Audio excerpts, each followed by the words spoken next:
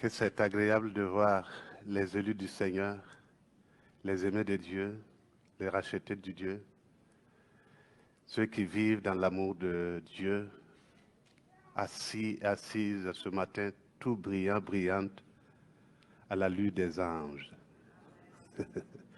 Que le Seigneur vous bénisse. Vous avez les salutations, je dirais, de l'Afrique, mais on me dira, est-ce que toute l'Afrique vous connaît? Mais ceux que j'ai rencontrés, par exemple,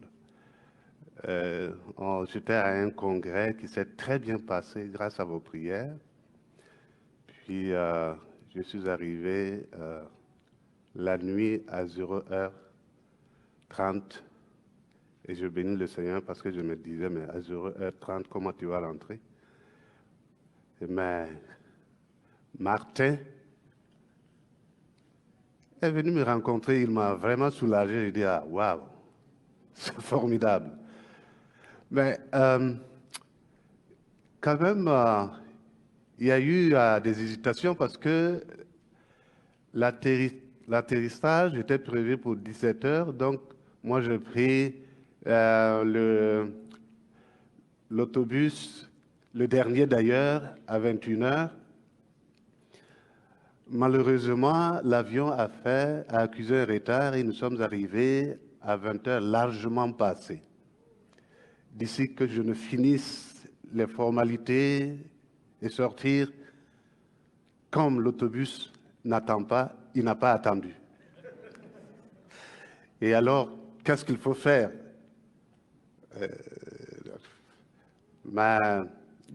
Je pense que Dieu m'a inspiré de prendre rapidement un taxi parce que, en vérifiant, je me suis rendu compte qu'il va passer quelque temps en centre-ville, la gare centrale, au moins une trentaine de minutes avant de continuer. J'ai dit, waouh!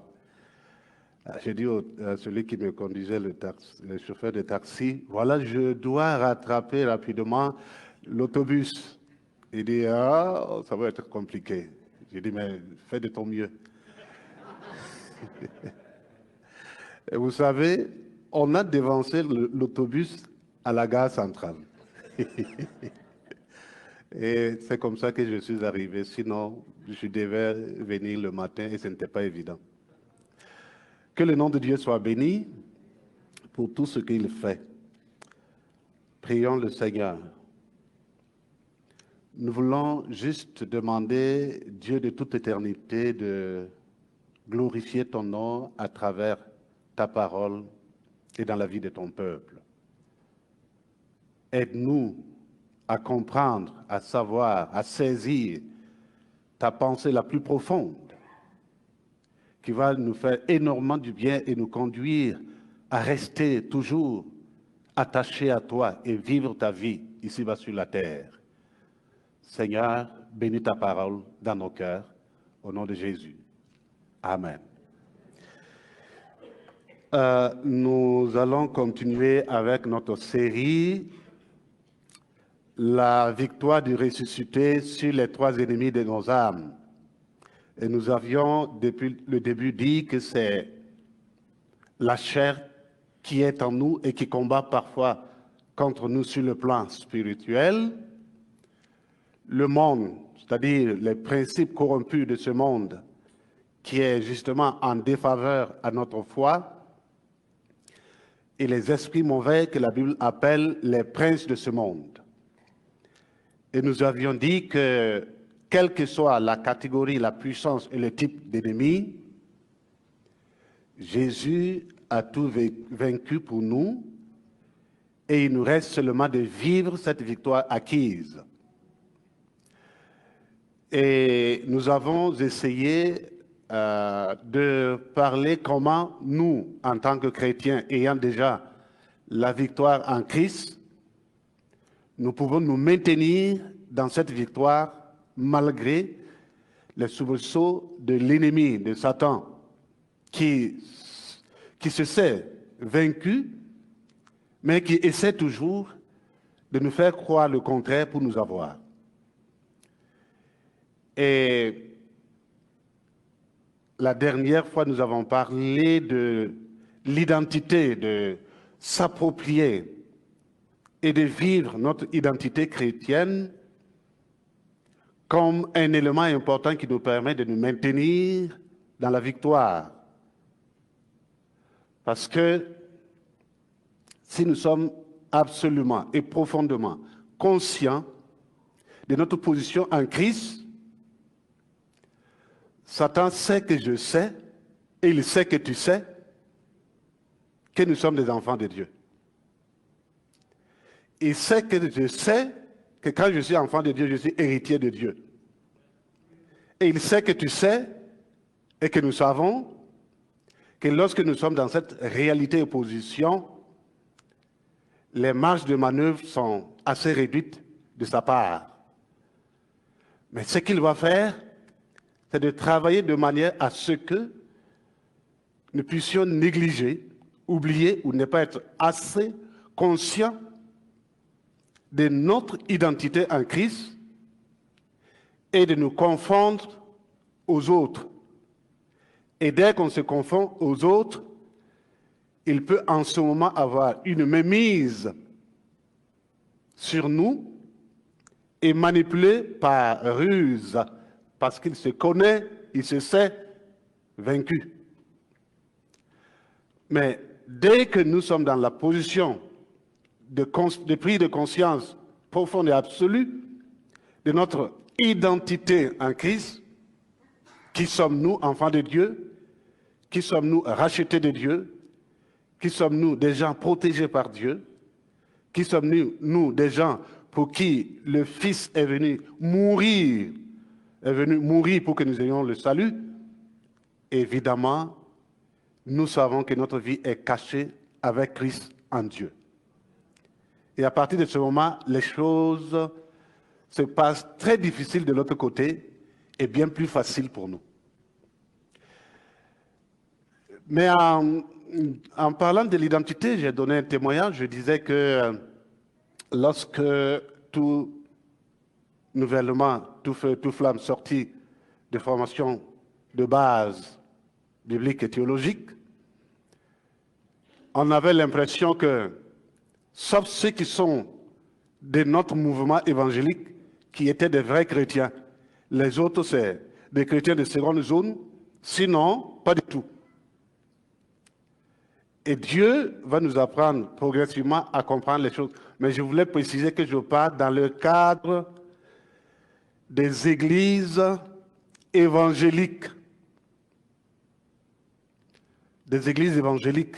Vous savez que dans le monde actuellement, depuis 1900, précisément 1900 jusqu'à aujourd'hui, il y a au moins plus de 40 000 dénominations différentes dans le monde. Et au point que vous avez Église du Dieu vert, Église du Dieu rouge, et vous aurez bientôt Église du Dieu rose. Et tout ça s'appelle des églises.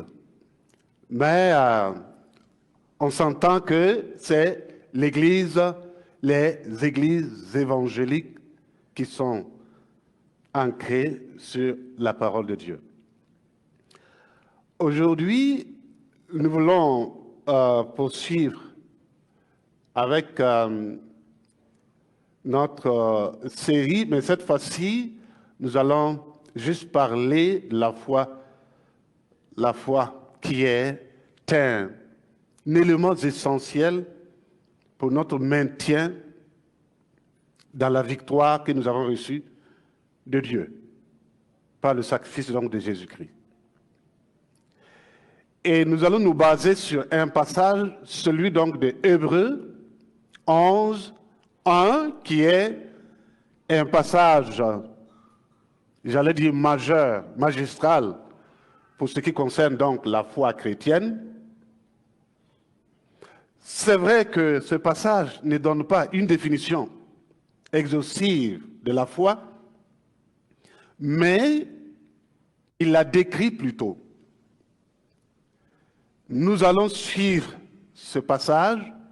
Il y a bien des définitions que l'on peut donner à la foi, des définitions théologiques, des définitions philosophiques. On peut partir des pères d'église et ainsi de suite pour donner une définition, mais ce n'est pas ça qui nous intéresse. J'aurai le plaisir à le faire, mais ce n'est pas ça qui nous intéresse. Notre objectif, ce n'est pas ça ce matin. Mais notre objectif, c'est suivre un passage qui nous décrit la foi. Et ce passage nous offre en même temps la clé d'interprétation de la foi dont il est question dans ce passage. Et nous allons le suivre, ce qui fait que nous allons faire une prédication semi-textuelle, parce qu'on va sortir de temps à l'autre. On ne va pas donner une définition tout de suite, mais chemin faisant, on va grignoter quelques définitions pour essayer donc de soutenir ce que nous voulons dire.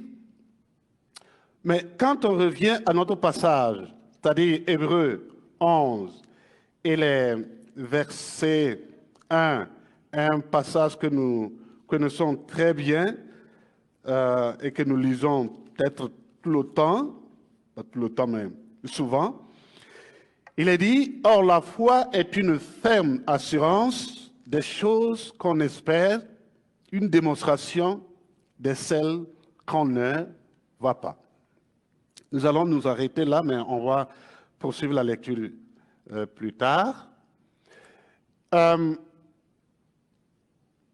je l'ai dit, là, quand on lit ce passage, il y a tout de suite deux choses qui s'invitent, qui s'imposent, qui sautent à l'œil nu. Nous avons ces deux choses, ferme assurance et démonstration. C'est à partir de ces deux éléments que l'auteur aux Épîtres des Hébreux va tenter donc de décrire qu'est-ce que c'est que la foi, sans, comme je le dis, rentrer tellement en profondeur dans un aspect définitionnel exhaustif. Et quand on essaie de prendre ces deux éléments, c'est-à-dire ferme assurance, on va se rendre compte qu'il n'a pas voulu simplement parler de l'assurance, mais ajouter à l'assurance ferme. Parce qu'il y a un mot qu'on peut utiliser pour justement l'assurance. Et lorsqu'il s'agit de ferme assurance, il y a un autre mot. Donc, il a décidé d'utiliser le mot ferme assurance, qui va être hypotasis, pour justement montrer comment la foi est une confiance solide, pas seulement une confiance, mais une confiance solide et profonde aux promesses de Dieu. C'est vrai que ici dans ce passage, il n'est pas allé au-delà des promesses, c'est pourquoi il dit des choses qu'on espère. Sinon, ailleurs, on va parler de fidélité à Dieu, à la personne de Dieu. Mais ici, il parle donc des choses qu'on espère. Donc, ces choses qu'on espère sont en relation avec donc les promesses de Dieu. Même si ces promesses ne sont pas encore réalisées, l'auteur aux Épîtres des Hébreux nous rassure que quand on a la foi, on est tranquille, on est libre et on sait que ça va se passer. Parce qu'on a confiance non seulement aux promesses, mais surtout à qui a promis. Par exemple, si moi, je sors et on se rencontre et vous me dites que vous avez des migraines et moi je me mets à vous prescrire un produit contre les migraines, seriez-vous capable d'aller acheter? Pourquoi? Je ne suis pas médecin. Ce n'est pas mon travail. Ce n'est pas Jean 3,16. Mais supposons qu'un docteur vous prescrive un produit, même si vous n'avez jamais entendu parler de produit, même si vous ne pouvez même pas prononcer le nom de produit, vous allez acheter, n'est-ce pas? Parce que vous avez confiance à celui qui a prescrit. Pourquoi? Parce qu'il est médecin. Il l'a étudié pour ça. Et quand Dieu nous dit quelque chose, qu'est-ce qui se passe? C'est qui a dit? C'est Dieu qui a dit. Et Dieu, c'est qui? Dieu, c'est celui qui crée à partir du néant. Mais quand celui qui a dit de cette manière nous parle, l'Épître aux Hébreux dit, à partir de cette réalité, on a une assurance profonde, une conviction ferme, une certitude absolue dans notre cœur. Pas seulement dans l'intelligence, mais quand on parle de la profondeur, la fermeté, ça veut dire que ça descend jusqu'au très profond de notre être. Alors que lorsqu'on parle de très profond de notre être, ça engage l'être entier, donc le cœur, qui a sa raison, que l'intelligence ne connaît pas, comme on le dit généralement et vulgairement. Et ces deux éléments sont très importants pour décrire la foi. Donc, ce qui veut dire que lorsque nous parlons de la foi, il faudrait vérifier si cette assurance, si la ferme assurance est justement de mise en nous. Le deuxième élément, ou du moins l'objet du premier élément, c'est-à-dire l'objet de l'assurance, ici, il a bien précisé, ce sont les choses. Il n'a pas dit c'est la chose. S'il avait dit c'est la chose, on aurait cru au salut. S'il avait dit c'est la chose, on aurait cru seulement au ciel, au paradis. Mais il dit les choses. Alors c'est au pluriel. C'est pourquoi on parle donc des promesses de Dieu. Le salut, nous l'avons, puisque nous sommes en Christ, n'est-ce pas? Et remarquez aussi qu'il met en évidence le futur et le visible.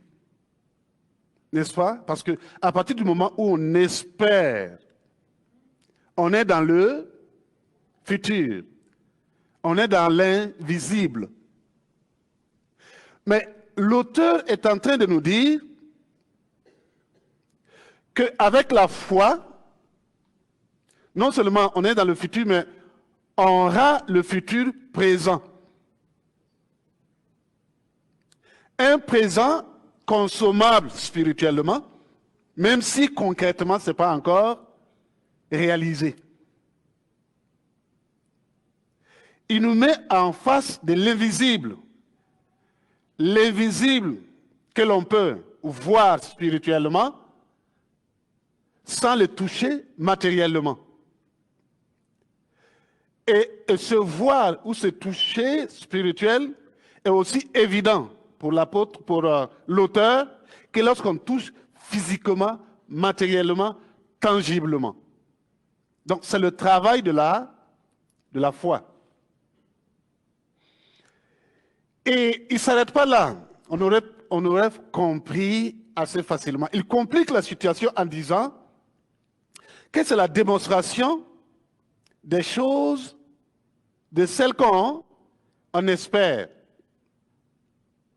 Je n'arrive pas à comprendre. Comment quelqu'un peut démontrer ce qu'il ne voit pas?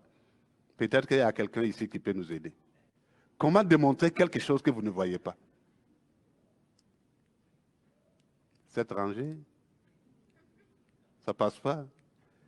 Et ici, les éminents, ça ne passe pas.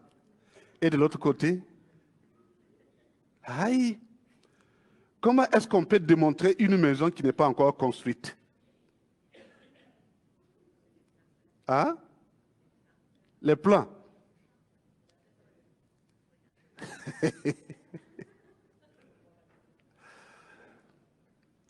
Si vous me montrez le plan d'une maison, je suis totalement analphabète. Je ne comprendrai rien. Comment est-ce qu'on peut montrer quelque chose qu'on ne voit pas, qu'on n'a jamais vu? Non seulement nous-mêmes on le démontre, mais on le démontre aux autres. C'est compliqué, mes amis. Je dis, mais il est allé trop loin. Il fallait rester à côté pour qu'on te comprenne. Mais quand j'ai essayé de lire, j'ai dit, ah oui. Ou bien on dit, ah ouais.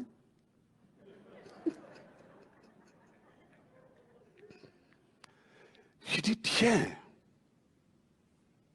Non seulement il a décrit au début, mais par la suite, il a expliqué clairement qu'est-ce qu'il entend par démonstration. Allons-y au verset 7. Il dit au verset 7, c'est par la foi que Noé, divinement averti des choses qu'on ne voit pas encore, a saisi d'une crainte respectueuse, construisit une hache pour sauver sa famille, et c'est par elle qu'il condamna le monde et devint héritier de la justice qui s'obtient par la foi. Vous dites, ah oui, je comprends maintenant. Les deux éléments descriptifs de la foi se retrouvent ici exactement dans le cas de Noé. D'abord, la conviction ou l'assurance. On dit qu'il a été averti divinement et à partir de ce moment, Noé a eu une conviction que ce qui lui a été révélé est réel. Vous savez qu'au temps de Noé, selon ce que la parole de Dieu dit, il n'y avait pas de pluie. Pluie, c'est quoi à l'époque? Je ne connais pas. Et subitement, voilà quelqu'un qui sort de nulle part et qui dit aux gens, il va pleuvoir. On dit, mais on a entendu et vu des fous, mais celui-là est particulier.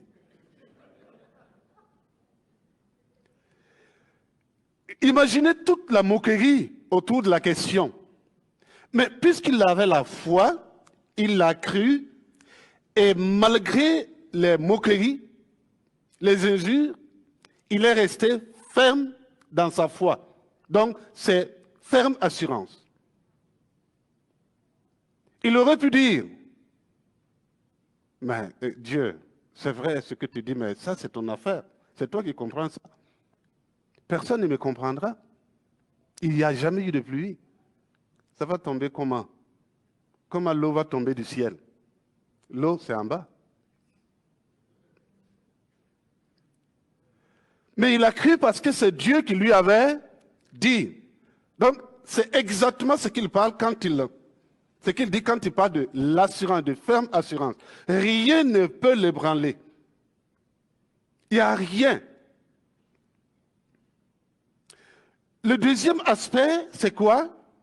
Là, on dit, non seulement il a cru, divinement averti. Il en a cru, mais il s'est mis à construire l'arche. C'est ça la démonstration, dans une certaine mesure, de la foi. Il pouvait croire, Dieu oui, je crois que c'est possible. Mais jusqu'à aller fabriquer, construire l'arche, je pense que ça n'est trop. Entendons-nous. Je crois, et puis on continue comme ça, sans démonstration. Mais non seulement le fait de dire il y aura pluie, le déluge donc, n'a pas été compris, accepté et a été totalement rejeté par les gens de son époque. Il était pratiquement le seul à croire à cela, mais il s'est mis à construire l'arche. Donc, c'est la démonstration de sa foi. Il était en train de démontrer que ce qu'il croit est vrai à travers un acte concret. Prenons un autre exemple. Supposons que vous priez, vous demandez quelque chose à Dieu, et vous avez la conviction dans votre cœur que cette chose, Dieu vous l'a donnée. Qu'est-ce qu'il faut faire? Il faut donc se comporter et agir en conformité à ce que vous avez reçu comme conviction. Je vais être encore un peu plus concret. Supposons que vous ayez eu la conviction que Dieu va vous guérir. Ça, c'est un exemple que je prends. Vous êtes malade, vous recevez la conviction que Dieu va vous guérir. Et pendant que vous pensez, vous croyez que Dieu va vous guérir, vous êtes en train de vous renseigner sur sur le coup du tombeau.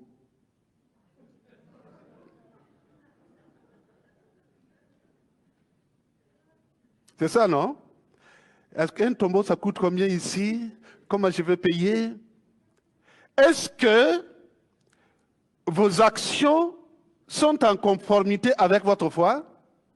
Non. Puisque ici, logiquement, si il doit y avoir une démonstration, c'est non seulement croire que Dieu va vous guérir, même si vous ne l'êtes pas maintenant, mais au lieu de chercher à connaître le coût d'un tombeau, on fera mieux de chercher à connaître le coût d'une maison.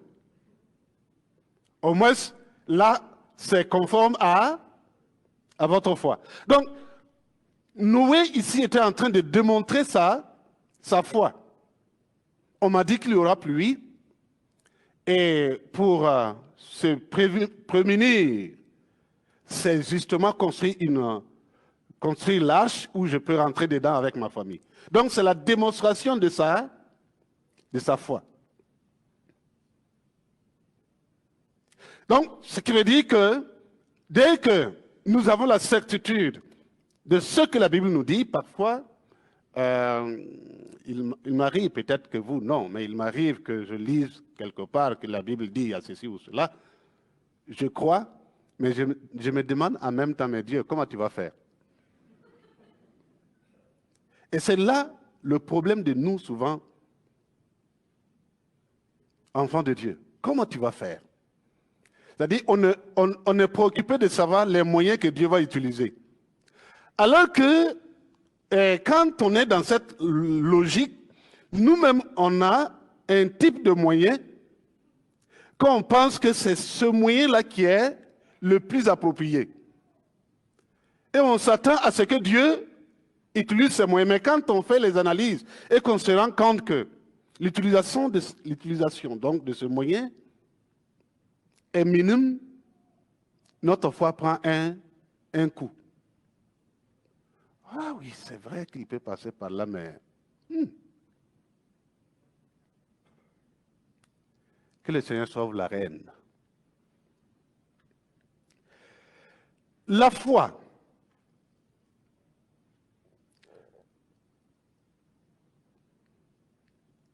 Ben, il refuse de bouger. Est-ce que j'aurai la foi que ça va bouger? Essayons. Ouais, j'ai la foi que ça va bouger, mais ça ne bouge pas. Ça va être une autre fois. Oui, les batteries.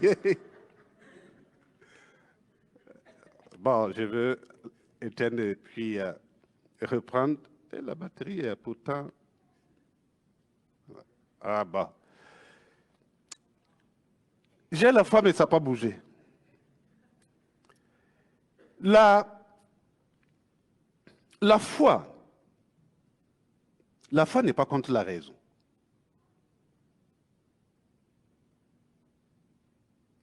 La foi n'est pas contre la raison. La foi est le dépassement de la raison. Et la foi ne détruit pas non plus. Merci, ma foi s'est accomplie, voilà que c'est venu. Et même hein, le miracle, c'est que je n'ai pas encore touché. C'est quelqu'un qui a touché.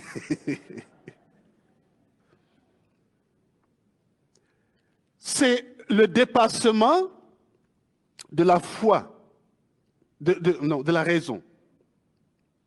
Et la foi ne détruit pas la raison, contrairement à ce qu'on pourrait penser. La foi est le complément de la raison, d'une certaine manière. C'est-à-dire qu'à un certain moment, la raison accepte qu'il existe quelque chose d'invisible, quelque chose qui est au-delà de l'observable. Et sinon, la raison même n'aura pas raison. Si la raison nie ce qui n'est pas, ni l'existence de ce qui n'est pas observable, la raison n'aura pas raison, parce qu'il y a des choses auxquelles on est confronté qui ne sont pas explicables à partir de la rationalité. Si, par exemple, nous retournons en arrière au XVIIIe siècle, il y a des gens qu'on appelait des savants, parce qu'ils ont étudié, on dit qu'ils sont des savants. Ils ont prédit un certain nombre de choses à partir de la science. Mais à un certain moment, ils se sont rendus compte que ces savants ne savent pas parce qu'ils continuent de découvrir. Et on va changer l'appellation pour dire des chercheurs. C'est pas mieux comme ça? Des chercheurs, des chercheurs. Ce ne sont plus des savants. Pourquoi? Parce qu'il y a des choses qui existent qu'on n'a pas encore fini de découvrir. Quelque chose que Dieu a créé qui existe et on n'a pas encore fini de découvrir. Donc, on est en recherche.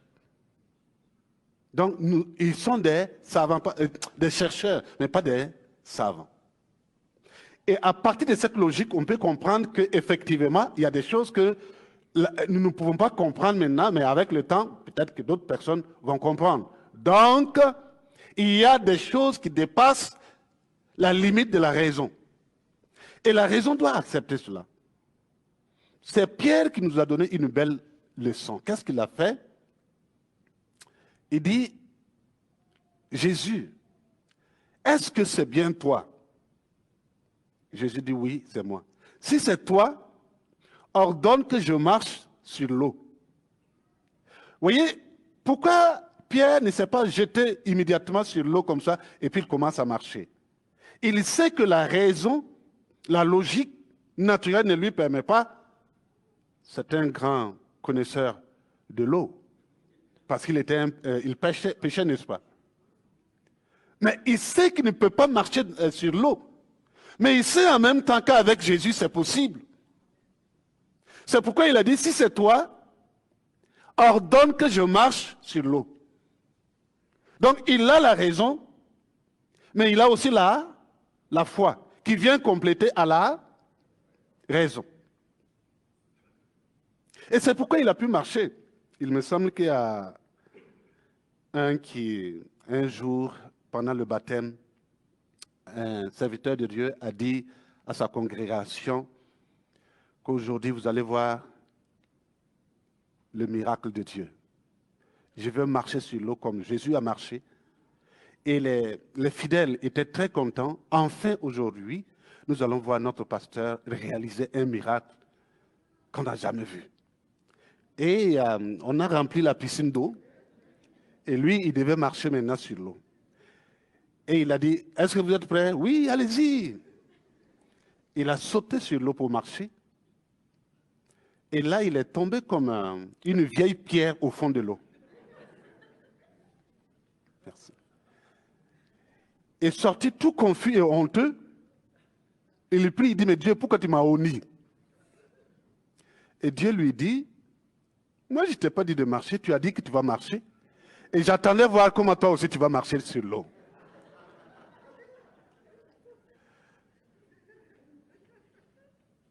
Ça, c'est lui qui a provoqué son affaire. Dieu ne lui a pas dit de marcher.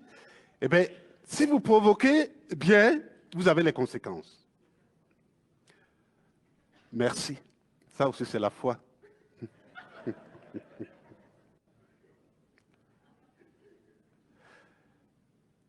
La foi nous permet de toucher ce que nous ne voyons pas, toucher ce qui est caché, et d'aller au-delà. Je ne suis pas en train de dire que l'homme doit vivre seulement de cette foi en question, non. Mais il faut que l'on intègre la logique de la foi dans notre existence et dans notre vie, relation avec Dieu. Si seulement, si nous les chrétiens, enfants de Dieu, qui croyons au Seigneur, se limitent seulement à la raison, il y a quelque chose qui va nous manquer. Nous ne sommes pas mieux que les autres. Mais si nous composons avec la foi, nous sommes mieux parce que nous avons un élément que les autres n'en ont pas. Et c'est ça qui nourrit notre espoir. C'est pourquoi il dit les choses qu'on espère. Et quand vous avez l'espérance, ça vous donne le courage. Et s'il n'y a aucune espérance, vous ferez mieux de mourir parce qu'il n'y a rien. Ah, c'est bon. La foi, je disais que je vais revenir un peu sur certains aspects. Rapidement, je n'aurai pas le temps de développer, mais on peut faire une grande division. Je vais revenir sur les détails rapidement, mais deux grandes divisions, la foi développée et la foi don. La foi développée, c'est quoi? La foi développée, ça va être la foi au salut. Crois au Seigneur Jésus et tu seras sauvé, toi et ta famille. Donc, il nous faut la foi pour être sauvés. Mais il faut aussi la foi pour vivre notre salut. On a la foi pour être sauvé, mais dans la vie de salut, il faut aussi la foi. Autrement, on n'y arrivera pas. Et dans 1 Corinthiens maintenant, il parle de foi comme don.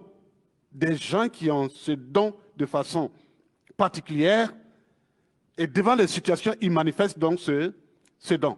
Et pour aller un peu rapidement dans les détails, j'avais voulu éclater ça en deux grands et puis rentrer dans les petits détails, mais je vais juste vous citer quelques éléments. Il y a la foi naissante, c'est-à-dire, comme la Bible dit, que la foi vient de ce qu'on entend et ce qu'on entend vient de la parole de Dieu. C'est-à-dire qu'il y a quelque chose déjà qui se prépare en nous avant même qu'on accepte le Seigneur. Il y a une foi qui est balisée en nous, qui permet d'accepter. Donc, c'est la foi naissante. La deuxième, c'est... Attention. Deuxième, c'est la foi salvatrice. Donc, c'est celle, effectivement, qui nous amène à prendre la décision. C'est-à-dire, ce ne sont pas des étapes en réalité, mais ce sont des manifestations, ce sont des aspects de la foi qui se manifestent en nous.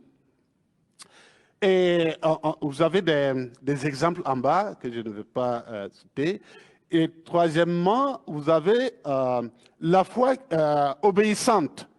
Comme Jacques le dit, la foi sans les œuvres sont mortes. Et Paul va dire que nous ne sommes pas sauvés par les œuvres, nous ne sommes pas justifiés par les œuvres, mais nous sommes sauvés pour accomplir des bonnes œuvres. Et quatrièmement, c'est la foi éprouvée, afin que l'épreuve de votre foi ait pour résultat la louange. Et il y a des gens, au fur et à mesure qu'ils font face à des situations, ils sont réconfortés dans leur foi. Et il y a la foi persévérante. Or, la foi est une ferme assurance, c'est-à-dire rien ne peut ébranler la foi que vous avez. Ça, ce sont les aspects, comme je le disais. Il y a la foi victorieuse. La victoire qui triomphe du monde, c'est la foi. Et il y a la foi mûre. Lorsqu'on atteint à ce niveau, on est au niveau de l'apôtre Paul qui dit « Ce n'est plus moi qui vis, mais c'est Christ qui vit en moi ».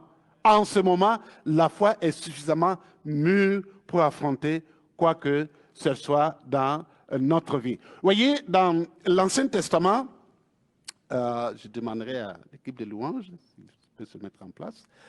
Dans l'Ancien Testament, la foi était essentiellement rapportée ou reliée à la fidélité à Dieu, à l'obéissance, à l'écoute. Ô Israël, Shama Israël. Ô Israël, écoute, donc c'était ça la foi. Et dans le Nouveau Testament, l'élément important de la foi, c'est que elle devient un moyen pour le salut. Non seulement pour le salut, mais pour notre vie. En conclusion pour le domaine de la foi, nous pouvons nous poser la question, est-ce que j'ai une ferme assurance des choses que j'espère? Suis-je capable de les démontrer? Selon ce que Hébreu dit, si c'est le cas, gloire au Seigneur, continuons, nous sommes sur la logique et la dynamique de la foi. Sinon, nous pouvons prier, comme les apôtres ont dit, Seigneur, augmente-nous la foi, nous en avons besoin. Et nous allons baisser la tête et prier pour ceux qui veulent remercier le Seigneur parce qu'ils ont une foi mûre comme l'apôtre Paul, remercier le Seigneur. Pour ceux qui ont besoin que la foi, d'une augmentation de la foi, comme moi, prions et demandons au Seigneur.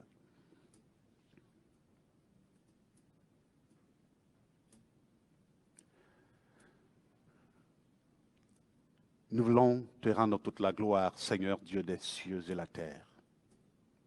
Ton désir, ta volonté, c'est que nous puissions développer notre relation avec toi et vivre pleinement la foi et savoir que tu es celui qui promet et qui le réalise. Aide-nous donc ce matin à vivre pleinement notre foi en toi, sans être ébranlé par quoi que ce soit, avec une ferme assurance et une démonstration réelle et concrète. Viens, Seigneur, nous aider. Au nom de Jésus. Amen. Que Dieu vous bénisse.